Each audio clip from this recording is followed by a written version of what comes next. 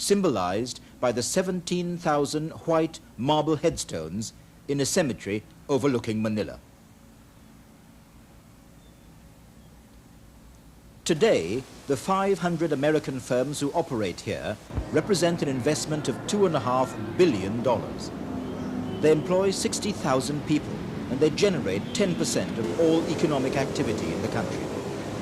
But in the last 2 years, American investment has fallen to serious levels in a country where 70% of the people live below the poverty line. Throughout his turbulent years, 9 of them under martial law, the President of the Philippines has remained America's man. But as his corrupt dictatorship grew, so did American impatience. Marcos ignored repeated American calls for reform to his system of government. But with his country crippled by foreign debt, negative growth, and 40% unemployment, he couldn't resist American pressure to hold an early election. We start with the belief that given the problems which face this country, that an essential condition for solving those problems is the establishment of a degree of political consensus within the country which has not existed for some time. And that once that consensus is established, that then the country can move on and begin addressing some of its other serious problems. These guerrillas are potentially the Philippines' biggest problem and America's greatest worry. They belong to the NPA, the Communist New People's Army. These highly disciplined, ideologically committed guerrillas now move freely in nearly a quarter of the country's 42,000 villages. Their numbers have grown to 20,000, but they have a support base of over 1 million. Once pinned down to the countryside, they can now operate in urban areas. The Americans are terrified about the way in which their numbers have increased, and they are not alone in putting the blame for that on the social and economic bankruptcy of the Marcos years. The ideologues do not have to talk to the peasants, to the workers, or to the students about Marx. All they do is talk about Marcos. So it is very clear that the failure of governments, the failure of economic and social programs has made it very easy for the communists to enter the main door of the farms, or the farmers' homes. To fight the 20,000 communists, the Philippine Army has more than 250,000 men and millions of dollars in American aid.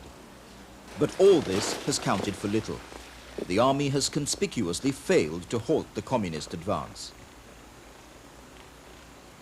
From time to time, the army makes a public show of capturing a few guerrillas.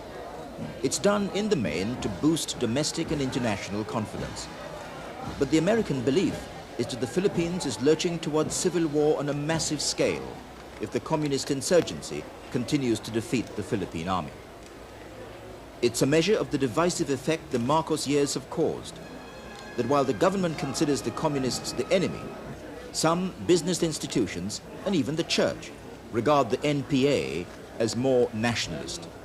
This NPA that they're talking about, they're not communists. They're just disgruntled people who went to the hills. But the moment there is a new leadership, these people in the hills may come down and surrender. I was meeting with many of them. They came to my house. They also came here. And we talk. And they are not communists. This is the other reason for American interest in a Philippine election which commits its winner to political reform.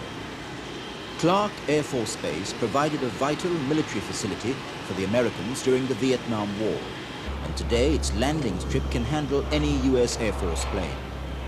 It's an important logistics base, storing 1 million square feet of war materiel, and it's thought nuclear weapons. But if Clark Air Force Base is important, Subic Bay is the prize. It's the reason the Americans have contained their frustration with the Marcos government for so long.